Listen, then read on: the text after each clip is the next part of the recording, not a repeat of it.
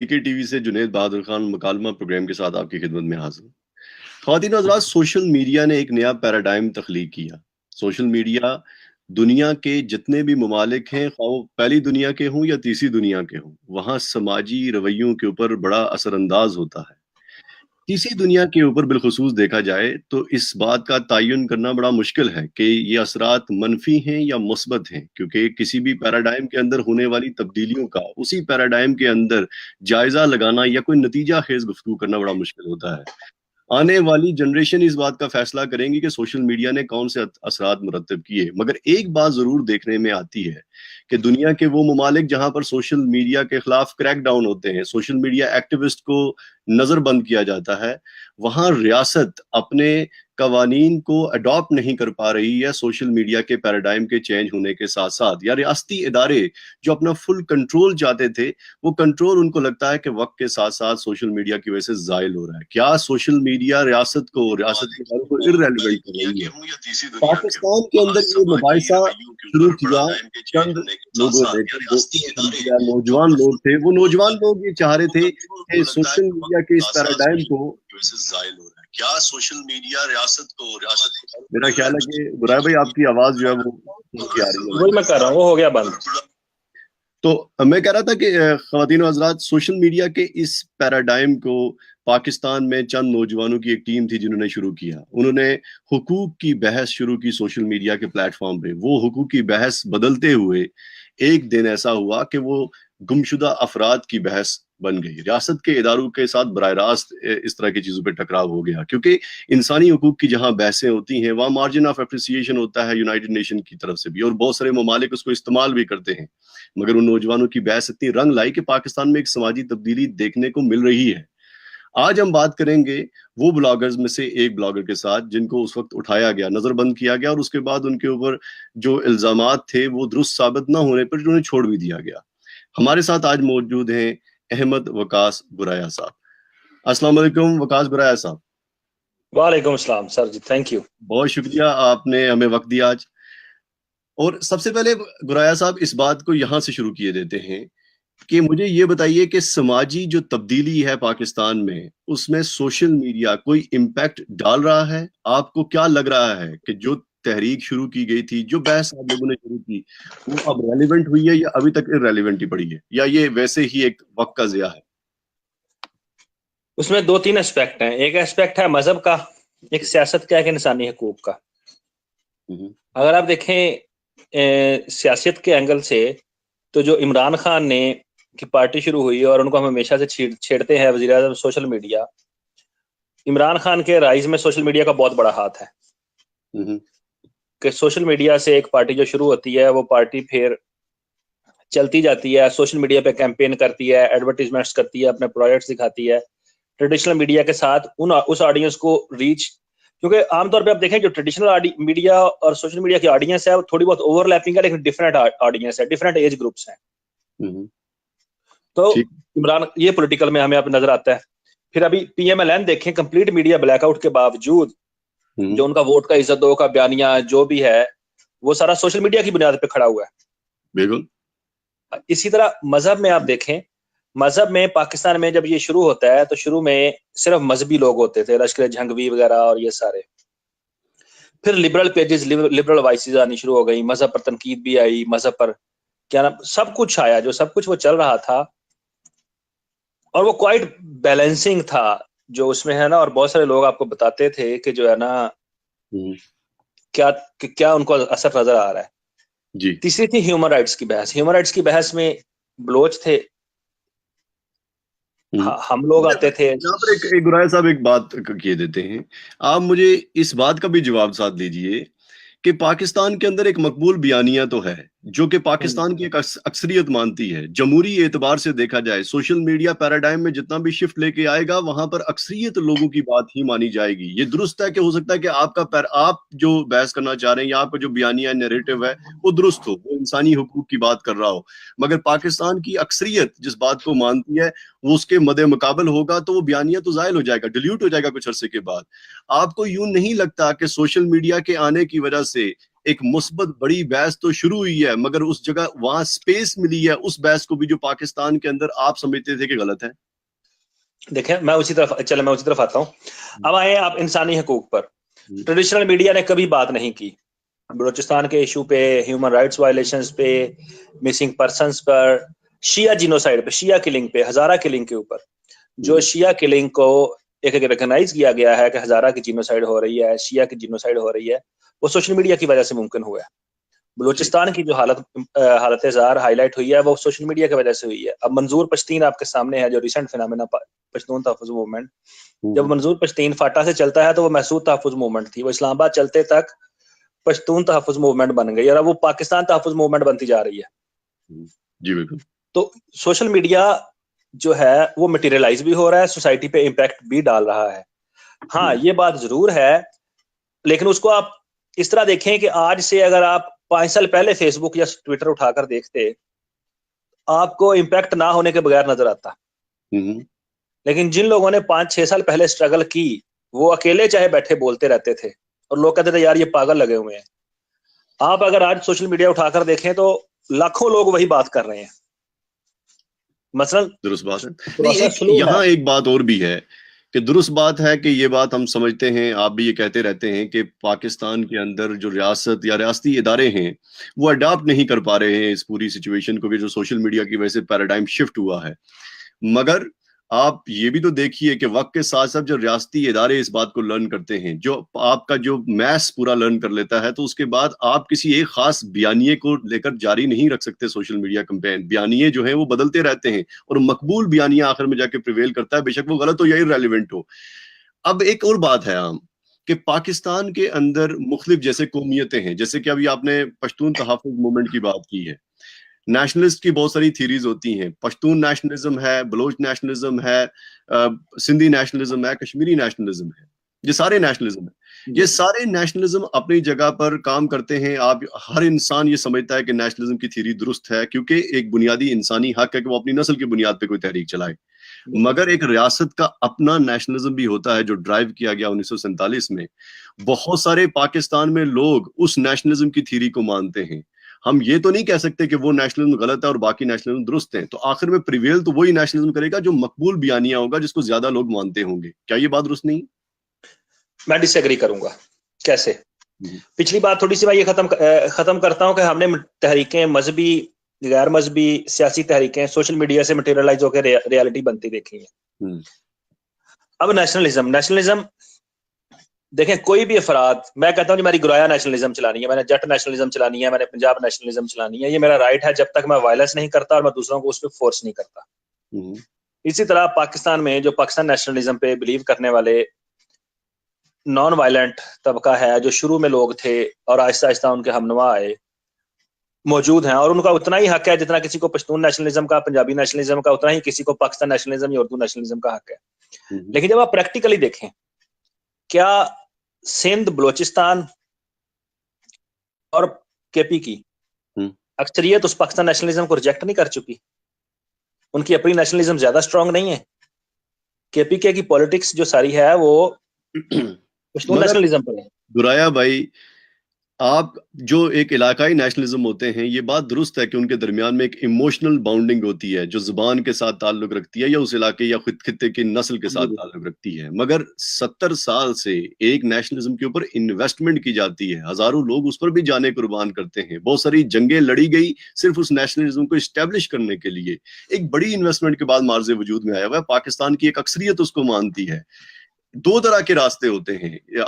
एक तो आप एजिटेशनल पॉलिटिक्स की बात करते हैं कि चले आप उसकी मुखालिफ सब में जाके अपने बयानिए को खड़ा करते हैं और बताते हैं कि ये भी एक बयानिया है। दूसरी जानिब ये भी है कि उसके बयानिए में छेद किए जाएं, मिसाल के वालिद की तरह पहाड़ों के दरमियान में रास्ते बनाए जाएं और फिर उसके अंदर से पानी बह के बाहर आए। क्या उस नेशनलिज्म के नैरेटिव को जो कि रियासत ने कायम किया हुआ है उसको गलत साबित करने से ज्यादा बेहतर नहीं है कि उसके अंदर पेनिट्रेट करके हुकूक की बात की जाए और नेशनलिज्म सारे के सारे रेलिवेंट करके एक सोशल जद्दोजहद की जाए? देखें, जो लोग किसी भी जो इकट्ठे, मंजूर के साथ जो लोग इकट्ठे हैं वो पश्तून नेशनलिज्म पे इकट्ठे हैं। लेकिन जो मंजूर बात कर रहा है वो सोशल जस्टिस की बात कर रहा है। ठीक। दो चीजें आपको थोड़ा आपको आप बैक वक्त बहुत सारी चीजें लेके चल सकते हैं। नेशनलिज्म को आप इस्तेमाल कर सकते हैं लोगों को इकट्ठा करने के लिए, आपकी डिमांड सोशल जस्टिस की हो जाती है। इट्स ए क्लास मूवमेंट, अगर आप देखें strictly it's a class movement. जो मंजूर पश्तीन की मूवमेंट है वो क्लास स्ट्रगल है। तो इसी तरह जो पाकिस्तान नेशनलिज्म है, जो पंजाब नेशनलिज्म है, जो है होता यह है कि अगर आप जो रियासती बयानिया है या जो रियासती नेशनलिज्म है, अगर आप उसको चैलेंज करेंगे, यू बिकम दी अदर, मतलब आप गद्दार बन जाएंगे। आप हम में से नहीं है, आप उनके साथ हैं जो हमारी नेशनलिज्म को चैलेंज करते हैं। जैसे हमारे केस में इंडिया हो जाता है, अफगानिस्तान हो जाता है। और उस अदराइजेशन से शायद टेम्परेरी उनको सक्सेस मिलती है, लेकिन अगर आप देखें कि 90s के मुकाबले में आज पाकिस्तान में जो नेशनलिस्ट मूवमेंट्स हैं, सिंधी, पश्तून, बलोच खास तौर पर, वो ज्यादा स्ट्रांग है। 30 साल बाद वो मूवमेंट्स ज्यादा स्ट्रांग हो चुकी हैं बजाय इसके कमजोर हों, क्योंकि वो मूवमेंट्स कंपीट नहीं कर रही थी पाकिस्तान नेशनलिज्म को। वो उस नेशनलिज्म के अंदर एक सब नेशनलिज्म की बात कर रही थी कि हम पश्तून हैं, हम पाकिस्तानी भी हैं। वही बात कि रास्ता बनाया जाए अंदर से कि भाई हमारी पश्तून आइडेंटिटी को भी मांगो और हमें पाकिस्तानी मानो और हमें हक दो। वो अपनी जगह बिल्कुल ठीक है, लेकिन आप और मैं दोनों जानते हैं कि नेशनलिज्म की कोई भी शक्ल हो, जो उसका एंड जो है वो हमें फाशिज्म की शक्ल में मिलता है। बिल्कुल। तो और उसको खत्म हम फौरी तौर पे नहीं कर सकते। फौरी तौर पे हमने जो एक पोस्ट मॉडर्निस्ट अप्रोच है, वो हमने लोगों की नजर में नजरियात को बेवकूफ कर देना है कि कोई भी नजरिया मुकद्दस नहीं, कोई भी नजरिया जान देने के काबिल नहीं, और कोई भी नजरिया मानी नहीं रखता। ये सिर्फ एक पहचान है। और यहाँ पर एक बात ये भी बड़ी इंपॉर्टेंट है कि जब हम पाकिस्तान से निकलकर बैरूनी ममालिक में आते हैं, खास तौर पे जो यूरोप है या नॉर्थ अमेरिका है, तो वहां पर आकर जो नेशनलिज्म हमें नजर आता है, जो व्हाइट मैन बर्डन वाला नेशनलिज्म होता है, हम उसे रेसिज्म कह देते हैं। एक अगला सवाल लीजिए, ये जो हम गद्दार की बात होती है, जो रियासती इदारे, आपका बराह रास्त आप बहुत ज्यादा लिखते हैं इसके ऊपर और लोग आपको पढ़ते भी हैं कि आप रियासती इदारों के ऊपर तनकीद करते हैं, जिसमें एक पाकिस्तान का अस्करी इदारा बड़ा इदारा है। पाकिस्तान के ये जो इदारे हैं, एक बड़ा आर्ग्यूमेंट है जो दूसरी जानिब से है, उस आर्ग्यूमेंट को लेते हैं, वो ये है कि पाकिस्तान की जो स्ट्रेटेजिक लोकेशन है वो ये है कि एक तरफ अफगानिस्तान है, एक तरफ इंडिया है, जिससे पाकिस्तान मार्जे वजूद में आया। दूसरा पाकिस्तान में ईरान है, जुंदुल्ला की जानिब से वहां पर भी चीजें होती हैं। और पाकिस्तान की जो जुग्राफियाई हदूद हैं उसके मुताबिक बड़ा ऐसा मुल्क है जो कि वल्नरेबल है, तमाम बहुत सारे दुश्मन पाल रखे हैं। वहां पर रियासती इदारों का मुस्तहकम होना, उनका ताकतवर होना जरूरी है, वरना पाकिस्तान को मुख्तलिफ खतरात से दो चार होना पड़ेगा। क्या ये आर्ग्यूमेंट आपके नजदीक गलत है, और अगर गलत है तो आपका काउंटर आर्ग्यूमेंट क्या है? मेरी कल भी ना एक दोस्त से बिल्कुल जो इसी चीज पे बहस हो रही थी कि तुम लोग जो बात कर रहे हो उसका मतलब है ये है, तुम लोग ये चाहते हो कि फौज कमजोर हो जाए। मतलब जो आपने बात कही उसका मतलब यही बनता है, यही बनता है कि फौज कमजोर कर दी जाए। मैं ये कहता हूं कि फौज को कमजोर करने की बजाय कास्ट्रेट कर दिया जाए। लेकिन वो जो हम फौज को कमजोर करना चाहते हैं, हम उस फौज को कमजोर करना चाहते हैं सियासत में, हम उस फौज को कमजोर करना चाहते हैं कारोबार में। जितने कोर कमांडर होते हैं वो डीएचए के चेयरमैन होते हैं, वो मिलिट्री अफेयर्स की बजाय प्रॉपर्टी की फाइल्स में डील कर रहे होते हैं। सर्विंग मिलिट्री हायर अप्स जो हैं वो मिलिट्री स्ट्रेटजीज डिवाइस करने की बजाय वो बिजनेस स्ट्रेटजीज डिवाइस कर रहे हैं। हमें एक प्रोफेशनल फौज चाहिए जो कि दुनिया की किसी भी फौज से टक्कर ले सके। उसको मसला भी देंगे, उसको हम बजट भी देंगे और हम उनके साथ भी खड़े होंगे। लेकिन अगर वो फौज फौजी उमूर को छोड़कर अगर वो फौज कहे कि हमने कारोबार करना है, हमने सियासत करनी है, हमने तय करना है कि कौन सियासतदान बनेगा, हमने तय करना है कि पाकिस्तान किससे दोस्ती करेगा, तो ये गलत है। फौज का काम ये है कि फौज को कह दिया गया जी कि हम इंडिया के साथ दोस्त हैं तो हम दोस्त हैं। फौज को कह दिया जाए कि जी तुमने इंडिया पे ऊपर हमला करना है, तुमने करना है, क्योंकि जो फॉरेन पॉलिसी तय करना है वो हमारा काम है सिविलियंस का। अब यहां से मगर यहां पर एक और बात लीजिए, पाकिस्तान के जो दस्तूरी मुकन्नना है, जहां पर हमारे मुंतखब करदा नुमाइंदे जाके बैठते हैं और हमारे लिए कानून साजी करते हैं, वो कमजोर इदारा है। पाकिस्तान के लोगों ने जिन अफराद को मुंतखब करके पाकिस्तान के लिए कवानीन बनाने के लिए रखा और जिनके पीछे पाकिस्तान की लोगों की अक्सरियत है, मकबूल लोग हैं, वो उनको वोट मिलते हैं, वो उन इदारों की इज्जत और तकरीम करते हैं। उनको मसला नहीं है, वो खुद इररेलेवेंट टाइप के लोग हैं या करप्ट लोग हैं या वो काम नहीं कर सकते, उन्हें सही करके डिलीवर नहीं किया। आपकी सोच से ताल्लुक रखने वाले लोग पाकिस्तान में अकलियत हैं, ये कहा जाए तो गलत नहीं होगा। और आप ये चाहते हैं कि इदारे दुरुस्त समत में काम करें, मगर जिन अक्सरियत वोट लेकर बैठी हुई है वो कह रहे हैं कि इदारे यही काम करें जो अभी भी कर रहे हैं, वो उन इदारों के साथ डील भी करते हैं, उनको डील में भी कोई मसला नहीं होता। तो आप क्या पाकिस्तान की अक्सरियत के खिलाफ हैं? देखिए, जो अक्सरियत जिस चीज को मान रही है जरूरी नहीं है वो सही हो, ठीक है। हम उस अक्सरियत के खिलाफ नहीं, हम उस अक्सरियत की राय के खिलाफ हैं। हम उस अक्सरियत की जो ये राय है कि फौज को सियासत करनी चाहिए, फौज को के कारोबार करना चाहिए, ये नहीं होना चाहिए। क्योंकि जब तक आपके फौज के अफसरान कारोबार और सियासत पर तवज्जो देंगे, वो वॉर स्ट्रेटजीज नहीं बनाएंगे, आप जंग में हारेंगे। तो अगर एक फौजी ने जंग करनी है तो उसको जंग का हुक्म एक सियासतदान ने देना है, एक अवाम ने देना है। इसके लिए जो बेसिक चीज होती है ना, जो समझने की चीज होती है, बात वो लंबी निकलती जा रही है, वो होती है रियासत पे। रियासत क्या है? पाकिस्तान एक पोस्ट कॉलोनियल रियासत है और इसका पोस्ट कॉलोनियल स्ट्रक्चर भी है, जिसमें कुछ एलिट्स ग्रोहों का कब्जा भी है, जिसमें फौज भी है, ब्यूरोक्रेट्स भी है, साहब लोग हैं। लेकिन कॉन्स्टिट्यूशनली जो कॉन्स्टिट्यूशन है वो रियासत की फाउंडेशन है। और कॉन्स्टिट्यूशन क्या है? कॉन्स्टिट्यूशन हम सब पाकिस्तान के शहरियों का आपस में रहने के लिए एक मुआहिदा है। उस मुआहिदे को जब हम सब पाकिस्तानियों ने तय किया कि हमारा ये मुआहिदा है, हमने उस मुआहिदे को अब एनफोर्स करने के लिए किसी को कह दिया भाई तुम इस मुआहिदे को पढ़ के एक्सपर्ट बन जाओ, तुम जज बन जाओ। किसी को कह दिया जी तुमने हमारी सरहदों की हिफाजत करनी है। किसी को हमने कह दिया तुमने हमारे अंदर के लॉ एंड ऑर्डर को कंट्रोल करना है। किसी को कह दिया भाई जी अब ये मुआहिदा वक्त बदलने के साथ साथ बदलना भी है, अब 20 करोड़ लोग असेंबली जाके नहीं बैठ सकते, हम अपना एक इलाका बनाएंगे, उस इलाके से अपना नुमाइंदा चुनेंगे और हम इकट्ठे होकर वहां बैठ जाएंगे और हमें गुजरते वक्त के साथ हम अपने इमरानी मुआहिदे की तजदीद, तरदीद या उसमें तरमीम कर सकेंगे। तो जब आप ये बुनियादी चीज समझ लेना, तो जो पाकिस्तान के मालिक है ना, वो पाकिस्तान के अवाम है। वो पाकिस्तान, देखिए, वो पाकिस्तान की आइन की रूह से, मगर वो पाकिस्तान की फौज नहीं है, वो पाकिस्तान के सियासतदान नहीं है, वो पाकिस्तान के जज नहीं है। मेरे पास जबकि यहाँ पर जो ऑपरेशनली हो रहा है ना, जो फंक्शनली हो रहा है, फौज इस मुल्क को ऐसे ट्रीट कर रही है कि जैसे फौज इस मुल्क की मालिक है। अच्छा, यहाँ मेरे पास दो आर्ग्यूमेंट देखें, दो आर्ग्यूमेंट है। एक आपका आर्ग्यूमेंट है बड़ा वैलिड, आप कहते हैं कि पाकिस्तान में लोगों के हक होना चाहिए, हुकूक होने चाहिए, हुकूक का तहफ़्फ़ुज़ होना चाहिए, पाकिस्तान में लोग अपने फैसले खुद करें। बड़ा दुरुस्त समत में ये आर्ग्यूमेंट जा रहा है। दूसरी जानिब एक आर्ग्यूमेंट इस्टेब्लिश होता है जो ये कहता है कि पाकिस्तान में ये तमाम चीजें तो होनी चाहिए, मगर पाकिस्तान को बड़े खतरात से लाहक हैं खित्ते के दीगर ममालिक से। पाकिस्तान के ऊपर कुछ इंटरनेशनल प्रेशर है, पाकिस्तान को इंटरनेशनल गेम्स भी खेलनी है। दुनिया के तमाम ममालिक बैन अल-अक़वामी सियासत में गेम्स खेलते हैं।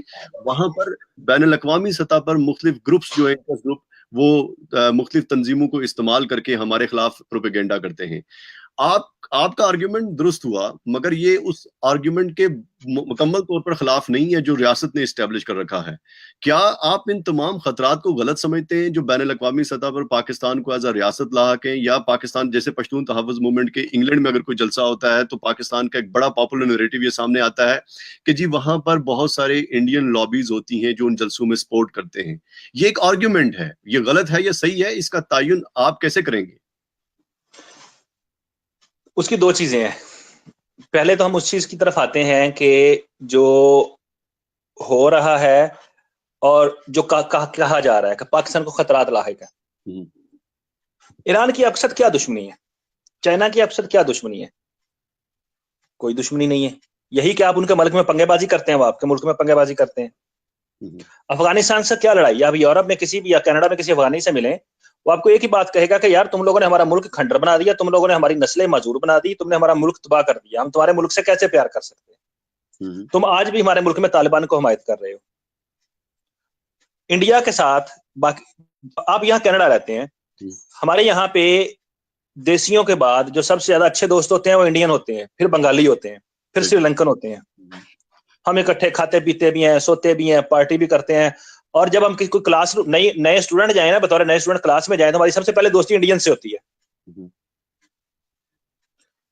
ये है लोकल लेवल पे। लेकिन स्टेट के लेवल पे ये देखें कि अगर आप कश्मीर में जिहादी भेजेंगे, जो कि आपने भेजने की पहल की सन 47 में, तो अगर आपके मुल्क में कोई अपराइजिंग होगी, वो भी तो उसको सपोर्ट करने की कोशिश करेंगे। तो भाई ये हमारा मुल्क डिस्टेबलाइज कर रहे हैं, हम इन कर रहे हैं।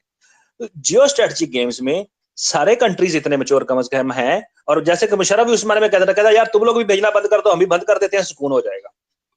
लेकिन मसला यह है कि दोनों अतराफ की और हर अतराफ की फौजों और अशराफिया का इसके साथ रोजी रोटी है, जिसके लिए वो लेके देखिए, पाकिस्तान एक न्यूक्लियर स्टेट है। दुनिया में कोई भी मुल्क पाकिस्तान को डिसइंटीग्रेट या सिविल वार का शिकार होता नहीं देखना चाहेगा। दुनिया का इंटरेस्ट समेत इंडिया को भी पता है कि अगर पाकिस्तान डिसइंटीग्रेट होता है, सिविल वार होती है, किसी जिहादी के हाथ एटम बम लग जाता है, इसने हम पे चला देना है, किसी जिहादी जर्नैल के हाथ लग जाता है, हम पे चला देना है।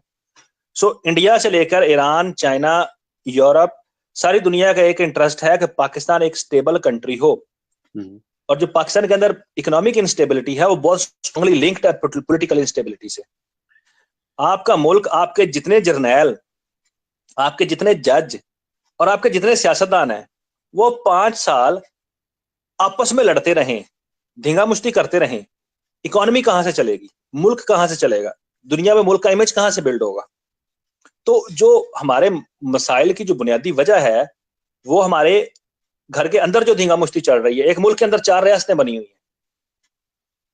अच्छा, चलिए, ये बात हो गई कि नेशनलिज्म का नैरेटिव भी सेट होता है, सोशल मीडिया पे इस पे बहस होगी, और ये पता नहीं कि मकबूल बयानिया प्रिवेल करेगा या अकलियत का करेगा। फिर पाकिस्तान की रियासत की बात भी हो गई। एक तीसरा बड़ा फैक्टर होता है जब आप सोशल मीडिया पैराडाइम पे बहस करते हैं या आप पाकिस्तान में कोई भी राइट्स की गुफ्तगू करते हैं, तो रिलीजन एक बड़ा फैक्टर है। आपकी बहस का कहीं ना कहीं डायमेंशन जाके उसके साथ अटैच जरूर होता है, या उसके मुखालिफ होता है, या उसके सही सिम्त पर लेके जाना होता है।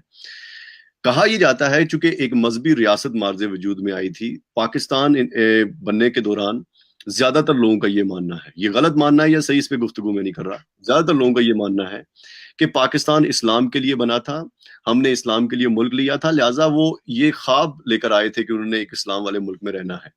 वहां पर आके जब भी कोई तहरीक चलती है राइट्स की, तो ज्यादातर लोगों का ये गुमान होता है कि वो इस्लाम के रास्ते ही चले, कोई दूसरा रास्ता इख्तियार ना करे।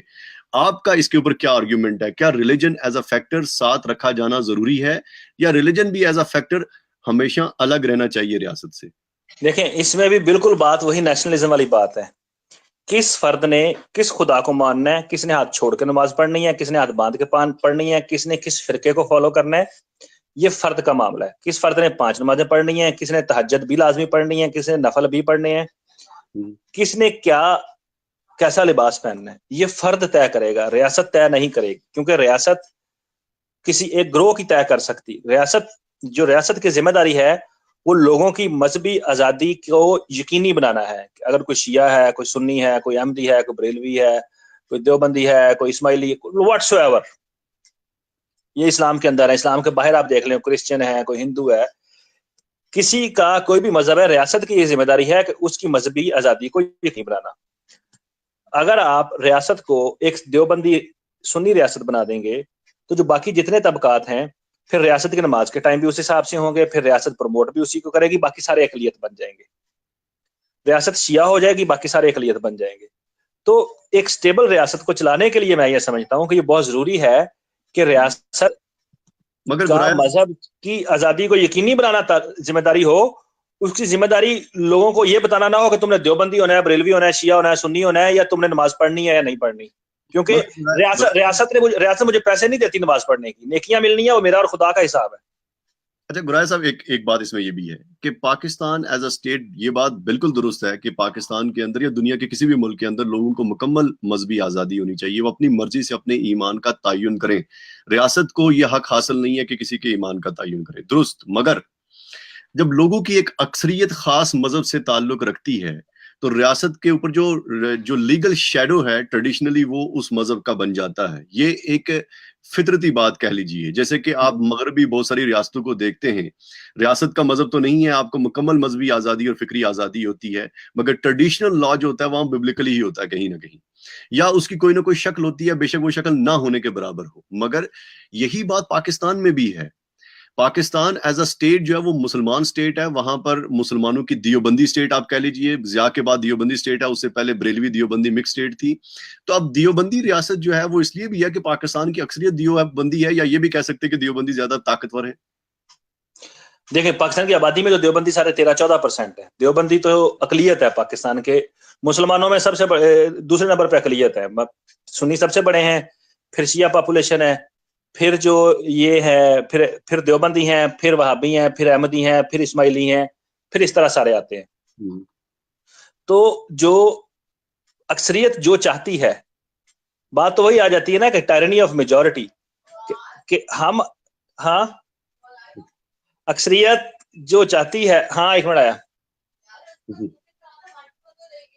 अक्सरियत जो चाहती है और अक्सरियत जो कर रही है, अक्सरियत दूसरों पे इंप्लीमेंट नहीं कर सकती। इसीलिए हमने जो डेमोक्रेटिक स्ट्रक्चर में भी हमारे पास फिर आगे शक्ल आ जाती है। फॉर एग्जाम्पल, किसी भी मुल्क की अक्सरियत ये चाहे कि भाई हमने तो नंगे फिरना है, ये नहीं हो सकता, ये फिर भी नहीं हो सकता, क्योंकि जब आपकी डेमोक्रेटिक नेगोशिएशंस होंगी, आपके जो दूसरे ग्रुप्स हैं, आप बात करेंगे, यू हैव टू को एग्जिस्ट। जो डेमोक्रेसी में एक जो चीज है वो को एग्जिस्ट। नेदरलैंड्स में मेजॉरिटी डेमोक्रेसी है, यहाँ पे जो लोग मेजॉरिटी कहें ना वो हो सकता है, लेकिन वो होता नहीं है, क्योंकि जब आपने असेंबली में जाके बैठना है, जब आपने नेगोशिएशंस करनी है, आपने गिव एंड टेक करना है, फिर आपके ऊपर डबल जिम्मेदारी आ जाती है, जो मैं मांग रहा हूं इसका दूसरे के ऊपर क्या असर होगा। अच्छा, मैं इस सवाल को बड़ा स्पेसिफिक कर लेता हूं ताकि हम जवाब तक पहुंचे। स्पेसिफिक कि पाकिस्तान में अहमदी जो कम्युनिटी है उसके साथ जुल्म हुआ, मान ली बात, ये वाकई जुल्म हुआ है और इसको कोई भी इंसान अपने सेंसेस के अंदर इस बात को सपोर्ट नहीं कर सकता कि जो किया गया पाकिस्तान में। मगर पाकिस्तान की अक्सरियत ने इसका तयन किया है, जमहूरी एतबार से तो फैसला दुरुस्त। दो बातें उसमें आ जाती हैं। पहली बात तो यह है कि क्या पाकिस्तान की जो पार्लियामेंट है और ये असेंबली है वो दीन की शारे है? क्या उनको दीन की तशरीह करने का हक हासिल है? क्या वो दीन में कोई नया कानून ला सकते हैं या दीन में नाफिज को कानून खत्म कर सकते हैं? तो फिर अगर इसमें इसका जवाब नहीं है तो वो किसी को कैसे मुसलमान और काफिर करार दे सकते हैं? और ये आ जाता है प्रिंसिपल की रूह से। अगर आप मजहब की रूह से देखें, किसी शख्स, किसी ग्रुप या किसी रियासत के किसी को काफिर या मुसलमान करार देने से खुदा के हाँ उस बंदे का मुसलमान या काफिर होने का स्टेटस तो बदलेगा नहीं ना। लेकिन अगर आप अपने मुल्क के अंदर जब पूरा निसाब आप काफिरों के खिलाफ रखेंगे और फिर अपने मुल्क के किसी एक ग्रोह को पकड़ के आप अकलियत करार दे देंगे, तो आप उसकी परसिक्यूशन कर रहे हो, जो कि, और फिर आप उनके ऊपर मजहबी पाबंदियां लगाओगे। आपने अपनी मस्जिद को मस्जिद नहीं कहना, आपने नमाज ऐसे नहीं पढ़नी। पाकिस्तान में ऐसे केसेस हुए हैं, अस्सलाम वालेकुम इंशाल्लाह माशाल्लाह कहने के ऊपर, शादी के कार्ड के ऊपर कलमा लिखने पे अहमदियों पर ब्लास्फेमी के पर्चे हुए हैं जी। जब आपने उनकी प्रोसिक्यूशन का रास्ता खोल देखे, अब आपने ये जो किया है ना, ये सारा कुछ, ये आपके जो आइन के बाकी हिस्से हैं ना सारे, जब आप आइन के जो बाकी, अब हम आइन की बात कर रहे हैं, जो आपके आइन के बाकी हिस्से हैं, मजहबी शख्सी आजादी, हिफाजत, बराबरी, आपका ये जो कानून है उन हिस्सों की नफी कर रहा है। आपने बुनियादी अपने ही आइन के जो बुनियादी इंसानी हकूक के शिके हैं, आप उनके मुखालिफ एक कानून बना दिए। मतलब ये कि ये कानून आपके आइन की रूह से भी गलत है। आप अक्सरियत कुछ भी चाले, लेकिन जो आपने अपने उस इमरानी मुआहदे की, उस कॉन्स्टिट्यूशन की जो एक कोर रखी है कि यार हम सब बराबर हैं, हम इंसान हैं, हम ये हैं, अक्सरियत उसकी नफी नहीं कर सकती।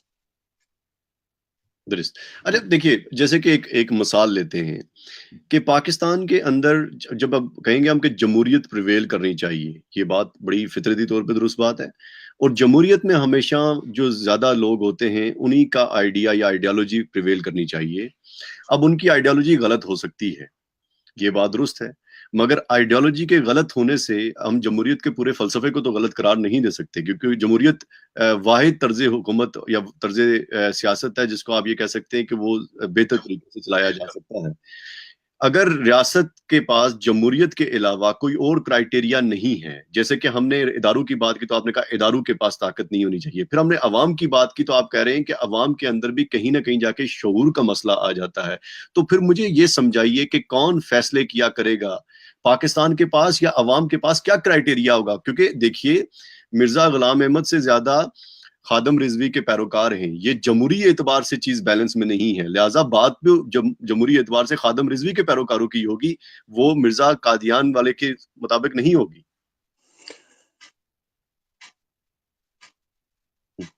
बहुत ना लाइक कुछ कंप्लीकेट उसमें इश्यूज में आ जाए ना, उसमें आपकी देवबंदी, सुन्नी, वहाबी, बरेलवी, अहमदी सारे होने के बावजूद जब आपकी असेंबली की कंपोजिशन होती है ना, उस और जो लोग वोट करते हैं वो लोग कैंडिडेट को मजहब या फिरके की बुनियाद पर वोट नहीं करते। और हमने ये देख लिया कि 70 साल की तारीख में जिन जमातों ने मजहब के नाम पर वोट मांगे हैं, पाकिस्तानियों ने उनको वोट नहीं दिया। जमात इस्लामी की आज भी 3 ही सीटें होती हैं। तो मजहब का जो असेंबली में पहुंचने का और मजहब का असेंबली में जो ट्रांसलेट होने का आर्ग्यूमेंट है, प्रैक्टिकली तो इनवैलिड है। थ्योरेटिकली हम कहते हैं कि फॉर एग्जांपल हमारे मेजॉरिटी नुमाइंदे ये कहते हैं कि ऐसा होना चाहिए, ठीक है, लेकिन कोई भी पार्टी अपने चार्टर से हटके चलना नहीं चाहेगी। चार्टर में इन चीजों पे जीत कर नहीं आई वो पार्टी, इसके बावजूद भी कोई पार्टी करेगी तो यकीनी तौर पर वो पॉसिबल हो जाएगा। जैसे अहमदियों का कानून पॉसिबल, अहमदियों के खिलाफ कानून जो सेकंड अमेंडमेंट है वो पॉसिबल हुई कि मेजॉरिटी मान गई किसी भी वजह से और वो पॉसिबल हो गया। लेकिन अगर वो हो गया, उसके बाद जो अवाम, जो सिविल सोसाइटी है, उसने ये देखना है कि क्या ये जो आइन है इन इंसानों के इंसानी हकूक की नफी तो नहीं कर रहा, क्या ये आइन की बाकी शिकों के खिलाफ तो नहीं है। अगर ये है तो हमारे पास एक रास्ता है कि हम उस जो कानून बिल कुछ पास किया गया है, हम उसको अदालत में जाके चैलेंज कर देंगे। अच्छा गुराया भाई, लाइक क्रॉस चेक रहेगा उसके ऊपर। अब आते हैं आपकी जाती जदोजहद के ऊपर। जाती तौर पे आपने बहुत काम किया पाकिस्तान में, आपने नजरबंद भी हुए, आप गुमशुदा अफराद में भी काफी अरसे तक शामिल रहे, और उसके बाद आपके ऊपर किए गए मुकदमात को रिमूव किया गया, पाकिस्तान से बाहर आ गए। पहले मुझे ये बताइए कि आपके ऊपर एक बड़ा इल्जाम ये लगाया जाता है कि आप गुस्ताखे रसूल हैं। ये जो आपके ऊपर इल्जाम लगाया जाता है, एक बहसा पेज चलता था पाकिस्तान में जिसको आपके साथ मंसूब किया जाता है, ये इन बातों में किस हद तक सदाकत है? पहले दिन से आकर इंटरव्यूज, जब मेरा डीडब्ल्यू के साथ इंटरव्यू हुआ, बीबीसी के साथ भी हुआ, पहले दिन से आकर मैंने ये बात की थी और मैं खुलेआम कहता हूँ कि किसी भी शख्स के पास सबूत है कि मैं भैंसा पेज चलाता हूँ, वो जाकर अदालत को दे और हमारे ऊपर ब्लास्फेमी का पर्चा करवा दे। हम ये कहते हैं कि हम जो लोग थे, मैं, सलमान हैदर, आसिम, हमारे साथ कुछ और दोस्त थे, कुछ उठा सके, कुछ लोग वो ना उठा सके, हम मोची पेज चलाते थे। मोची पेज पर हम फौज पर तनकीद करते थे, सियासतदानों पर तनकीद, फौज पर तनकीद उसमें 2 चीजों पे होती थी। फौज की सियासत में मुदाखलत, उमूर रियासत में मुदाखलत, कि मीडिया में उन्होंने कैसे अपने लोग पूछे हुए हैं उनका मजाक उड़ा दिया, फौज के कारवाई सरगर्मियों पे और फौज की इंसानी हकूक की खिलाफ वर्जियों पे। और बहुत सारी चीजों में से एक चीज ऐसी है जो समझता हूँ कि जिसने हमारे अगवा को ट्रिगर किया था कि हम बलोचिस्तान पे बोलते थे, जब ये अल्ताफ हुसैन को साइलेंट कर रहे थे हम उस पर बोलते थे। हम अल्ताफ हुसैन के नजरिया से जितना मर्जी इख्तलाफ करें, लेकिन हम किसी इदारे, किसी ग्रुप, किसी बदमाश को ये इजाजत नहीं दे सकते कि वो ये तय करे कि लोगों ने किसको वोट देना है। तो जब हमें उठाया गया, मैं आपको थोड़ा सा बैकग्राउंड बताता हूँ। जब हम उठाया गया, मुझसे पहले एक बंदा उठाया गया, उसने हमारे नाम दिए, मुझे 4 जनवरी को उठाया गया, 6 जनवरी को आसिम को उठा लिया गया, 6 की शाम को आई थिंक सलमान को उठा लिया गया। पहले जब वो मुझे लेके गए हैं, मेरे मुंह पे कपड़ा डाला है और मुझे गाड़ी में बैठा लिया है, मुझे कहते हैं कि तुम डकैतियां करते हो। मैंने कहा यार तुम्हारा दिमाग ठीक है? कहते जी तुम तालिबान के लिए वेबसाइट्स बनाते हो। मैंने कहा ये नहीं हो सकता, तुम्हें गलतफहमी हुई है। तो मेरे सर पे पिस्तौल रखा, जी तुम लेके आओ अपने घर से लैपटॉप मंगवाओ, पीसी। मैंने कहा जी मंगवा लो। मैंने भाई को फोन किया, दे दिया। तो वो बंदा गाड़ी से नीचे उतरा, गाड़ी से नीचे उतर के बंदा ने किसी को फोन किया, वापस आया, कहता तुम मोची चलाते हो। ठीक है, ये अंदर की बात हो रही है। उनको शायद हमें मारा जा रहा है, टॉर्चर किया जा रहा है, हमें लाहौर रखा गया, हमें इस्लामाबाद ले गए।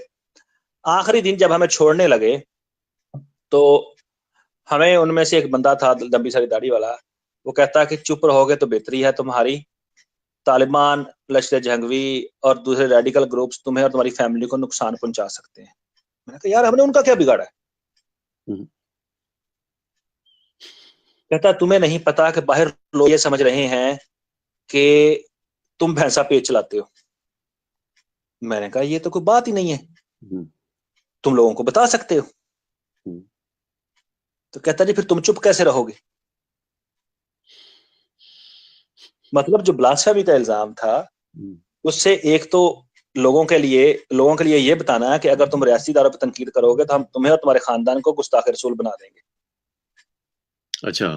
और दूसरा ये कि हम गुस्ताख रसूल बना देंगे, तुम सारी जिंदगी खुद छुपते फिरोगे, तुम कभी बोल नहीं सकोगे तुम्हें किसने उठाया था, तुम्हारे साथ क्या हुआ था।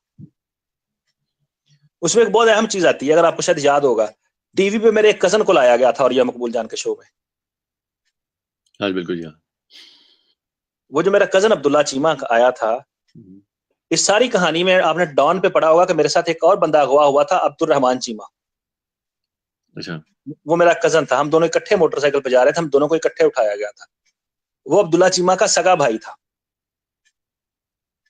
आप अगर किसी का भाई उठाकर ले जाएं, उससे टीवी पर जो मर्जी कहलवा लें, उसकी जगह शायद मैं होता, मैं भी यही करता। आपको पता नहीं होता कि उस टाइम आप अपने किसी चाहने वाले की खातिर क्या करेंगे, लेकिन हम सिर्फ ना सिर्फ उस इल्जाम को की तरदीद करते हैं, और फिर उसके बाद हुआ ये कि जब हमें उठाया गया तो लोगों ने डर के अपने सैकड़ों पेजेस लोगों ने अपने बंद कर दिए। ठीक है, ऐसे में भैंसे वालों ने अपना भैंसा बंद कर दिया, दूसरे पेजेस, दर्जनों पेजेस बंद हुए। जब वो दर्जनों सैकड़ों पेजेस लोगों ने बंद किए तो भैंसा भी बंद हो गया। अब इनके खिलाफ हमारे पास प्रोपेगेंडा करने के लिए कुछ भी नहीं है, सबूत भी नहीं है कोई भैंसा का। तो एक नया भैंसा पेज आता है फेसबुक के ऊपर, भैंसा ऑफिशियल के नाम से, उसके ऊपर हमसा वाले अदनान काका ने लिखा भी था। उसके ऊपर ब्लास्फेमी पोस्ट की जाती है, अल्लाह रसूल को गालियां पोस्ट की जाती हैं, और वो आमिर लियाकत के शो में दिखाई भी जाती है। आमिर लियाकत के अगर आप टीवी प्रोग्राम्स को देखें तो उसमें एक जगह आपको नजर भी आती है, आमिर लियाकत के शो में जो तारीख लिखी आ रही है उसके उस दिन तो हम अंदर हैं, जो हमसे ब्लास्फेमी मंसूब करके टीवी पे चलाई जा रही है। वो भैंसा पेज चलाने वाले, उसपे पहले ब्लास्फेमस कंटेंट पोस्ट करने वाले, उसके बाद उस कंटेंट को ये कहने वाले कि जी देखें, फिर ड्रामा ये किया गया, Pakistan cyber force has taken over this Bhainsa page, now we will post Islamic and all blasphemous content has been removed, to give it to the impression कि हमने भैंसा वाले लड़के पकड़ लिए हैं। अपना खुद ही बनाया हुआ पेज है, बंदे बाहर कहीं बैठे हुए हैं इनके, हमने भैंसा वाले लड़के पकड़ लिए, हमने उनसे पेज ले लिया है, हमने ब्लास्फेमस कंटेंट डिलीट कर दिया है, और अब हम इस पे अच्छी अच्छी पोस्ट लगाया करेंगे। अच्छा। किसी ने ये देखना पसंद नहीं किया कि भाई ये तो वो भैंसा पेज ही नहीं है जिसकी ये बात हो रही है, इस पे तो पोस्ट तब हो रही है जब वो लड़के उनके पास अंदर है। जिसने ये पेज बनाया, जिसने पेज टेक ओवर करने का ड्रामा किया, वो वही लोग थे जिन्होंने हमें अगवा किया था, आईएसआई वाले। और आज भी मेरे पास आज भी सबूत मौजूद हैं आईएसआई के करंट चलते हुए अकाउंट्स की, आईएसपीआर के करंट चलते हुए अकाउंट्स की, उनकी ब्लास्फेमस कंटेंट को डिस्ट्रीब्यूट करते हुए लोगों में नफरत फैलाने के लिए, लोगों को ब्लैकमेल करने के लिए। मगर फिर तो ये क्राइटेरिया बड़ा साफ और सीधा नजर आता है कि एक जानिब से रियासती इदारे जो कि जिनके बारे में हम ये करते हैं कि अडेप्ट नहीं कर पा रहे हैं सोशल मीडिया के पैराडाइम से, उन्होंने अपने पेजेस बनाए हुए हैं, वो आपके लिए प्रोपेगेंडा करते हैं। दूसरी जानिब से जो एक्टिविस्ट हैं वो अपना प्रोपेगेंडा करते हैं। तो ये तो प्रोपेगेंडा के दरमियान में टकराव, सिर्फ फर्क ये पड़ गया कि उनके पास ताकत है, वो बंदे भी उठा लेते हैं साथ, वरना बाकी तो बिल्कुल डिबेट साफ नजर आ रही है कि दोनों की जानिब से प्रोपेगेंडा होता है। फर्क सिर्फ ये देखे ना, दो चीजें हैं उसमें, अगर आप उसको प्रोपेगेंडा कहना चाहते हैं। प्रोपेगेंडा हम किसी भी चीज को तब कहते हैं जब वो सिर्फ झूठ है और बार बार रिपीट करके लोगों की किरदार कुशी की जा रही है, या लोगों को झूठ फीड किया जा रहा है। हम लोगों को झूठ नहीं फीड कर रहे।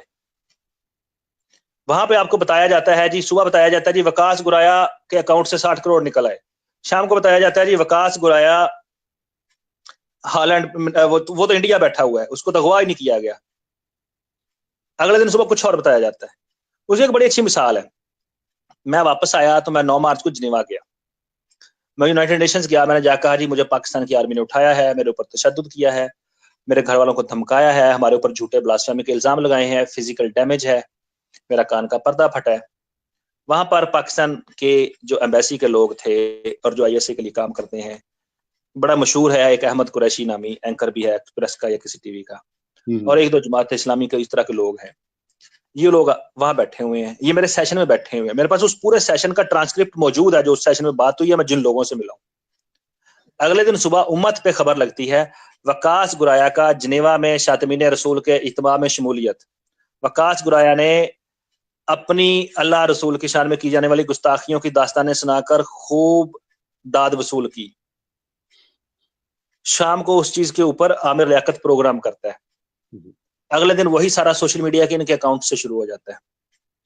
अच्छा, इसकी तो दिस इज प्रोपेगेंडा कि वकास गुराया जिनेवा गया है, ये सच है, और वो बीबीसी पे आ भी गया है कि वो क्यों गया है, लेकिन पाकिस्तान की ऑडियंस के लिए उर्दू में जो किया गया है वो बिल्कुल एक और सच बता दिया कि वो जिनेवा शातमीन रसूल के इत्मा में गया है, यानी अक़वाम मुत्तहिदा उन्होंने शातमीन रसूल बना दिया का इत्मा बना दिया, और अवाम की अक्सरियत ने मान भी लिया। अच्छा, फिर ये कहा जाता है कि पाकिस्तान में चूंकि अक्सरियत अवाम की पाकिस्तान फौज के साथ खड़ी होती है, उनके नज़दीक पाकिस्तान की सालमियत और हदूद अरबा की हिफाजत करने के लिए और नज़रियाती सरहदों की हिफाजत करने के लिए पाकिस्तान की फौज है। आप फौज पर खुल के तनकीद करते हैं, आप बहुत ही खुलकर तनकीद करते हैं, तो जाहिर बात है फौज जाके आपके साथ बराह रास्त तो मुकालमा नहीं कर सकती, तो उन्होंने मजहब को एक रास्ता इख्तियार किया और उसके जरिए आप पे ब्लास्फेमी की बात करते हैं, मान ली बात। मगर पाकिस्तान की अफवाज के ऊपर जो आपकी तनकीद है उसके बारे में भी एक इल्जाम लगाया जाता है कि आप बहुत डायरेक्ट रास्ता इस्तेमाल करते हैं, आप गालियां भी देते हैं। क्या ये बात दुरुस्त है? बिल्कुल दुरुस्त है। ऐसा क्यों करते हैं? मैं ये समझता हूँ, किताबें लिखने वाले, अदब तमीज से बात करने वाले लोग, डॉक्टर आयशा से लेकर हुसैन हक्कानी तक, आयशा जलाल तक, पाकिस्तान में हजारों लोग मौजूद हैं जिनकी लिखने की तहरीक है। और इन सब लोगों के खिलाफ जो फौज ने लॉन्च किए हुए लोग हैं, जैद हामिद हो गए, पाकिस्तान डिफेंस ऑफिशियल हो गया, इनके आमिर लियाकत हो गया, फौज ने जितने भी कुत्ते पाकिस्तान के इंटेलेक्चुअल्स के खिलाफ छोड़े हुए हैं, वो गाली से बात शुरू करते हैं, गाली पे बात खत्म करते हैं। वो उनका सिर्फ एक काम है, आपकी तजहीक करना और अवाम की नजर में आपकी इज्जत को खराब करना। मगर ये भी मुमकिन है, मगर ये जरूरी नहीं है कि इनको ये बताया जाए कि अगर तुम ये कर सकते हो तो हम भी ये कर सकते हैं और हम ये करेंगे। एन मुमकिन है वकास गुराया साहब के वो जो लोग जिनके बारे में आपका ये मानना है कि ये फौज की जानिब से लोग हैं, जिनको आप मोची कहते हैं अपने पेजेस पे ऊपर, ये भी हो सकता है कि ये बात गलत हो। हमारे यहाँ अक्सर ये होता है कि हम शाह से ज्यादा शाह के वफादार होते हैं। बहुत सारे लोगों का एक जो जज्बाती लगाव फौज से डेवलप हुआ हुआ है, ये पाकिस्तान की अक्सरियत का ये हाल है। 1965 की जंग में ये डंडे लेके लाहौर के अंदर जंग लड़ने निकल पड़े थे। ये एक नैरेटिव है, उस नैरेटिव के अंदर जंग लड़ने वाले लोगों को जरूरी नहीं है कि आर्मी पे कर रही हो सकता है कि वो खुद ही आपके साथ लड़ना चाह रहे हो। देखिए, ये वो जो चीज है जो आपको अवाम में नजर आ रही है, जबकि मैं ये जानता हूं कि ज़ैद अहमद की लॉन्चिंग पे 4 करोड़ 60 लाख रुपया फौज ने खर्चा है। मैं ये जानता हूं कि फौज के चीफ ऑफ आर्मी स्टाफ के साथ ज़ैद अहमद बैठा हुआ देखा जाता है और उसकी तस्वीरें अवाम देख चुकी है। मगर आप मेरे साथ बैठे हुए देखे जाते हैं, इसका मतलब ये तो नहीं कि मैं आपको पैसे देता हूं। नहीं, आप उसको ऑफिशियल मीटिंग्स में ले रहे हैं, आप उसको प्रमोट कर रहे हैं, आप उसके नाम की हिदायत भेज रहे हैं, उसको स्कूलों में इनवाइट करवा रहे हैं, उसको कैंट्स में प्रमोट कर रहे हैं आप। दैट मीन्स इदारा उसको ऑन कर रहा है। हम गली में एक रैंडम बंदे की बात नहीं कर रहे। इसी तरह जो पाकिस्तान डिफेंस वाला है, वो स्टार्ट एक फैन पेज से होता है, उसको आईएसपीआर टेकअप करता है और उसमें आईएसपीआर के हाजिर सर्विस कर्नल काम करते हैं और हमारी उनके साथ 1-to-1 डिस्कशंस हुई हैं सोशल मीडिया पे, हमारी प्राइवेट डिस्कशंस हुई हैं जिसमें वो एक्सेप्ट करते हैं ये सारी चीजें। जी मैंने एक दफा बात होती है, मुझे पाकिस्तान डिफेंस वाला मैसेज करता है, कहता है कि यार तुम हमसे राब्ता करते हैं, मतलब हम आईएसआई वालों से राब्ता करते हैं, आईएसपी वालों से राब्ता करते हैं, तुम्हें फौज से ये गुस्सा था इस चीज पे, तुमने डायरेक्ट पब्लिक में क्यों बात की? मैंने कहा यार बात ये है कि तुम लॉ एनफोर्समेंट नहीं हो, मैं तुम्हारी अथॉरिटी को नहीं मानता, मैं तुम्हारे पास क्यों आऊंगा? और दूसरी बात, मेरी नजर में तुम मुजरिम हो, तुमने ये हरकत की है, तो मैं तुम्हारे पास क्यों आऊंगा? तो मैं तो एक आर्बिट्रेटर के पास जाऊंगा ना।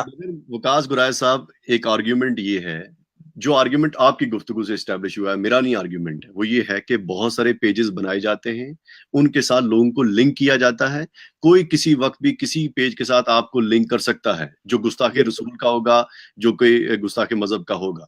इसी तरह दूसरी जानिब के लोग भी पेज बनाते हैं, उनके साथ भी बहुत सारे लोग लिंक होते हैं। जरूरी नहीं कि उनका ताल्लुक उस पेज के साथ हो। आज अगर मैं किसी डिफेंस के पेज को चलाऊं और मैं आपको मैसेज करूं कि वकास गुराया तुम ये अपनी गुफ्तगू बंद कर दो, मैं तुम्हें नहीं छोड़ूंगा, मैं तो कोई फौज का आदमी नहीं हूं, आपके पास कोई सबूत नहीं है, उस वक्त तक कि जब तक आपको कोई वीडियो के जरिए पैगाम ना मिले, आपको टेलीफोन कॉल ना आए, आप ये तो नहीं कह सकते कि ये किसी जर्नल ने आपको बात कही है या कोई ब्रिगेडियर है।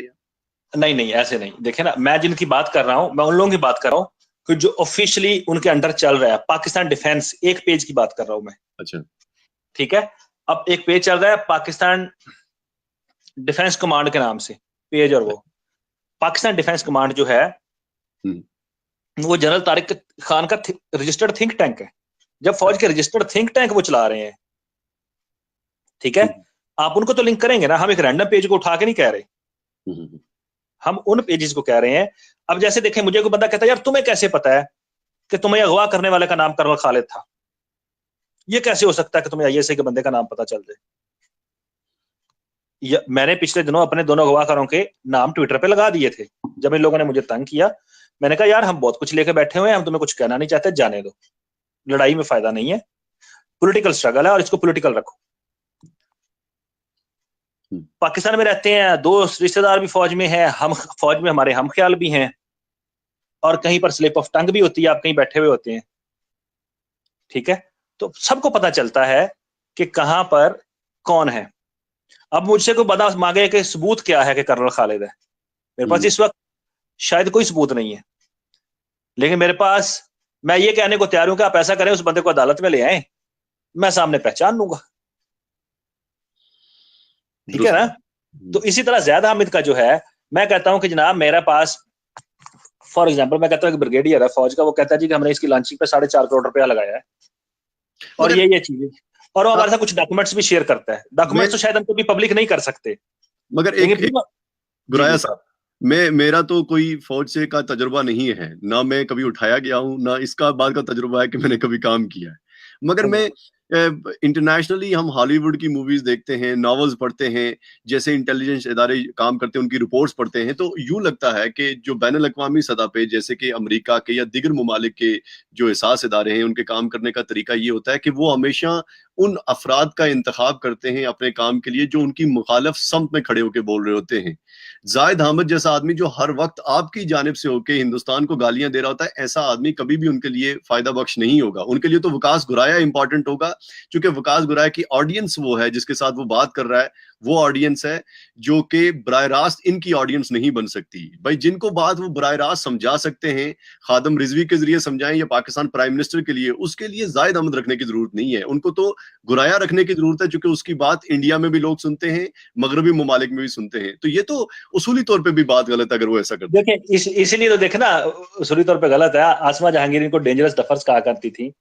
आप इनका वो देखें, वो जो हज़ियान बख्ते इन्होंने टीवी पे नैल छोड़े हुए हैं, अमजद शोएब और वो क्या नाम है गुलाम मुस्तफा और वो दूसरे, या मुशर्रफ जो है, आप ये देखें, ये तीनों बंदे मुंह खोले या ज़ैद हामिद मुंह खोले, ये लोग एक ही बात करते हैं। सियासत में देख लें जो इनके लाए हुए घोड़े हैं।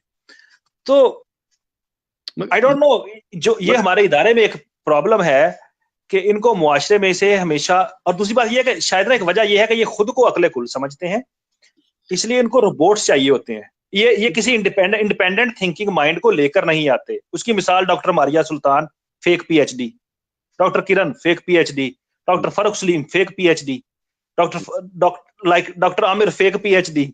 So they always bring fake people with the fake credentials to do क्योंकि उन लोगों का काम है being a parrot. So इस इदारे का ये मसला है कि they bring parrots, they don't bring real intellectuals for working with them. मगर एक बात मुझे बताइए, यहाँ दुरुस्त बात है कि पाकिस्तान के इदारे, दुनिया में किसी भी मुल्क के इदारों को यूं अवाम को कंट्रोल नहीं करना चाहिए, अवाम को कंट्रोल नहीं करना चाहिए, उन्हें अपना काम करना चाहिए, दुरुस्त बात। मगर ये आर्ग्यूमेंट जब आप आखिर में हम पहुंचे हैं तो वापस टर्न होके उस आर्ग्यूमेंट में आया जहां पर हम जमहूरियत की बात कर रहे थे। पाकिस्तान की मेजॉरिटी इन जर्नैलों को, इन फौज को, अस्करी इदारों को मानती है, जिसकी आपको रिफ्लेक्शन पाकिस्तान के इलेक्शन के टर्न आउट से मिलती है। पाकिस्तान की मेजॉरिटी अगर ये समझती है कि ये इदारा हमारे ऊपर काबिज रहना चाहिए, या इसी इदारे के ऊपर वो इन्हिसार करते हैं जब सैलाब आता है या मुख्तलिफ चीजें होती हैं, तो फिर एक अकलियत के नुमाइंदे होने के मुताबिक आपको उस अक्सरियत की बात मान लेनी चाहिए। मैं समझता हूं कि आपका आर्गुमेंट दो लेवल पे गलत है। पाकिस्तान की अवाम अक्सरियत इस्लाम चाहती है, अक्सरियत शरीयत चाहती है। अब सर्वे करवा लें, सारा कहेंगे बिल्कुल, लेकिन शरीयत नाफिज करने के लिए जब कोई पार्टी इलेक्शन में वोट लेने जाएगी, उसको वोट नहीं मिलेगा। परवेज मुशर्रफ, मैं अवाम का नुमाइंदा हूं, मैं हूं, मेरे ट्विटर फेसबुक पे सब जरा फॉलोअर हैं और मैं पाक फौज का नुमाइंदा हूं। जब वो कराची उतरता है, एयरपोर्ट में 20 लोग आते हैं और इलेक्शन में वो कुत्ते की तरह जलील होता है। ये एक और हकीकत है। तो कह देना कि ये पॉपुलर हैं, बीइंग पॉपुलर का कभी भी मतलब नहीं कि इनके पास डेमोक्रेटिक वोट पावर भी है। आज भी जमात इस्लामी से बड़ा जलसा पाकिस्तान में कोई नहीं कर सकता, लेकिन 1988 से लेकर 2013 तक के इलेक्शन में उनकी सीटें 3 ही है। तो जो डेमोक्रेटिक बैक है ना, आप कहना चाह रहे हैं कि फौज की पुश्त पे एक डेमोक्रेटिक बैक है, या मौलवी की पुष्ट पे डेमोक्रेटिक बैक है, मैं समझता हूं कि तारीख और हकायक के मुताबिक नहीं है। दुरुस्त। अच्छा, गुफ्तगू के आखिरी सिलसिला करते हैं। मुझे ये बताइए कि ये जो सोशल मीडिया का पैराडाइम है, इसने इंटरनेशनली बहुत तब्दीली लेके आया। जैसे कि मैं कनाडा से बैठ के ये कह सकता हूँ कि कनाडा में 78% जो वोटर है वो सोशल मीडिया पे बैठा होता है, तो लिहाजा डिबेट सोशल मीडिया पे बहुत इम्पैक्ट डालती है। दुरुस्त बात, पाकिस्तान में भी ये जाविये तब्दील होंगे, ये जल्द व देर, मगर इदारों को भी अडाप्ट करना पड़ेगा, गवर्नमेंट को भी अडाप्ट करना पड़ेगा। पॉलिसी मुझे बताइए, एज अ पॉलिसी स्टेटमेंट के तौर पे I want to know from you कि पाकिस्तान में आप किस तरह की पॉलिसी चाहते हैं? क्या हुकूक की जंग कैसे हो, पाकिस्तान के इदारों और साथ इंटरनेशनल और रीजनल पॉलिटिक्स को जेरे नजर रखते हुए, ये बात तो आप मुकम्मल तौर पे मुस्तरद नहीं कर सकते कि पाकिस्तान को खतरात लाहक होते हैं, हर मुल्क को होते हैं, पाकिस्तान को भी हैं जंगों में, और जंगें बेशक गलत लड़ी गई हैं, बेशक वो प्रॉक्सी वॉर्स थी, मगर वो लड़ी गई हैं और उसके बाद कुछ खतरात जरूर हैं जो मंडला रहे हैं। इन तमाम खतरात के पेश नजर पाकिस्तान को एज अ रियासत कैसे चलाया जाना चाहिए? देखें, पहली तो चीज ये है कि लोग इमरान खान को इलेक्ट करना चाहते हैं, लोग नवाज शरीफ को, लोग अल्ताफ हुसैन को, लोग खादिम रिजवी को, ये लोगों को करना चाहिए। हमें किसी को बताने का हक नहीं है, किसी को अदालतें, पुलिस, फौज, नैब इस्तेमाल करके, मीडिया प्रोपेगेंडा करके लोगों की राय पे असरअंदाज होने का हक हासिल नहीं है। मगर क्या करें? यहाँ मैं रोकूंगा आपको, मैं बात आपकी पूरी होगी पॉलिसी में, मगर रोकना इसलिए चाहूंगा कि अब मीडिया है, मीडिया एक प्रॉफिट मोटिव इदारा है, वो इश्तिहारात की सनद पे चलता है, लाजमी बात है कि उन्हें इश्तिहारात की वजह से कहीं ना कहीं मोल्ड होना होता है। दूसरी बात, लोगों के अपने पर्सनल पॉइंट ऑफ व्यूज भी होते हैं। जैसे मेरा कोई पर्सनल पॉइंट ऑफ व्यू होगा, मैं अपनी गुफ्तगू में बेशक जितना गैर जानिबदार होने की कोशिश करूंगा सवाल करने के तौर पे कि मैं एंकर हूं, मैं सवाल कर रहा हूं, मगर फिर भी कहीं ना कहीं मेरी गुफ्तगू में अक्स तो जरूर नजर आएगा कि मैं इस तरफ लीन करता हूं अपनी आइडियोलॉजी को। फिर आप ये कह रहे हैं अदालतें, अदालतें तो अपना काम कर रही हैं। फर्ज कीजिए ये बात आपकी दुरुस्त हो सकती है अगर आप ये कहें कि नवाज शरीफ को अब क्यों पकड़ा जा रहा है, मगर नवाज शरीफ को पकड़ा जा रहा है ये बात तो गलत नहीं है, क्योंकि उसके ऊपर बहुत सारे इल्जामात थे। अब क्यों देखे ना, मैं आपकी बात काटूंगा, आप इल्जामात के बंदे को नहीं पकड़ते। अगर आपके पास इदारे हैं, आप कहते हैं कि हमारे पास मजबूत अदालतें हैं, मजबूत नैब हैं, आपके इदारे इन्वेस्टिगेशन करें, इन्वेस्टिगेशन करके अदालत में सबूत पेश करें और उस मुलजिम को मुजरिम बनाकर गिरफ्तार करें।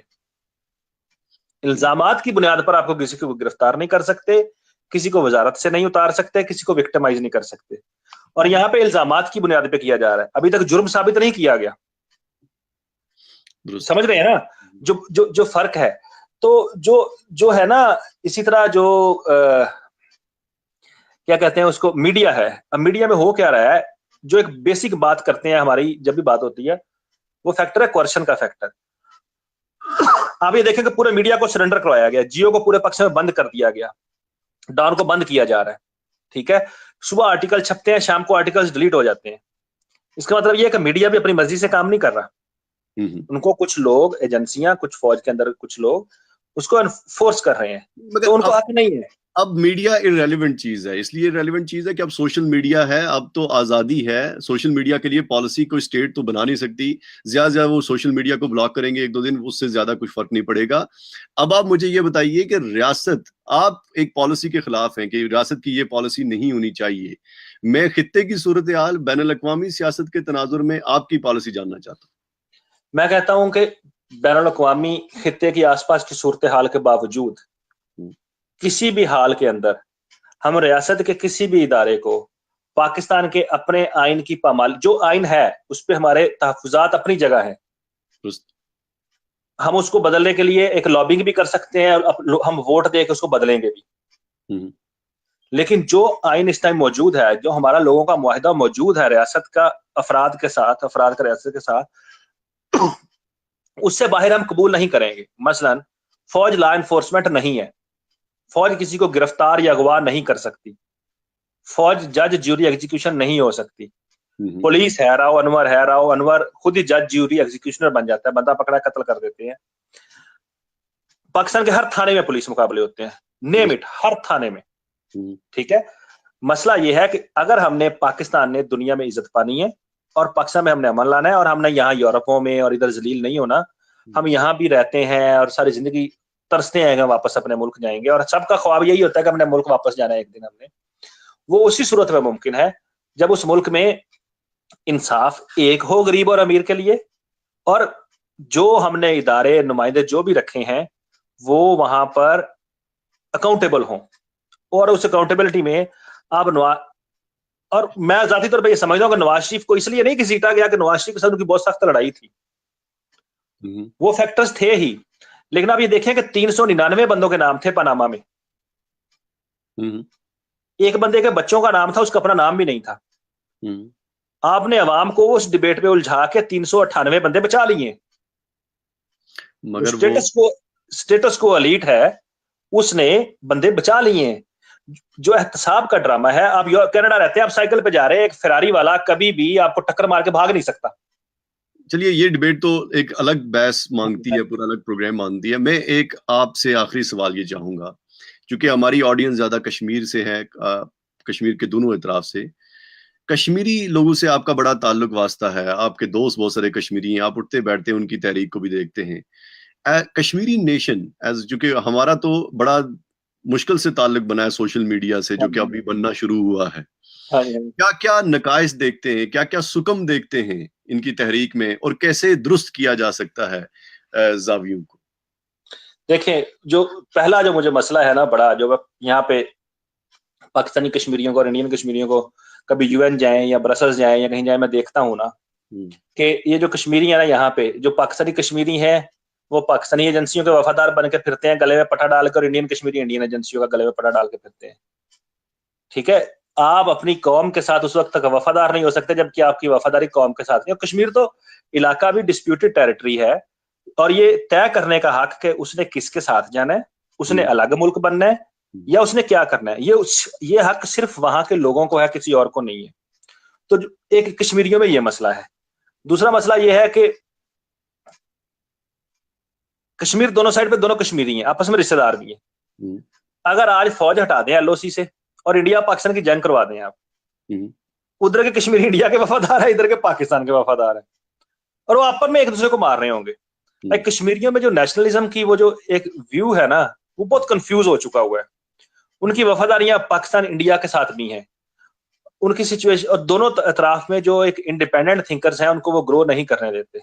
और बाकी कश्मीरियों के मसाइल जो जनरल पंजाबियों के मसाइल हैं, पाक फौज जिंदाबाद, इंडियन कश्मीर फौज जिंदाबाद, वो तो उनके हैं ही है।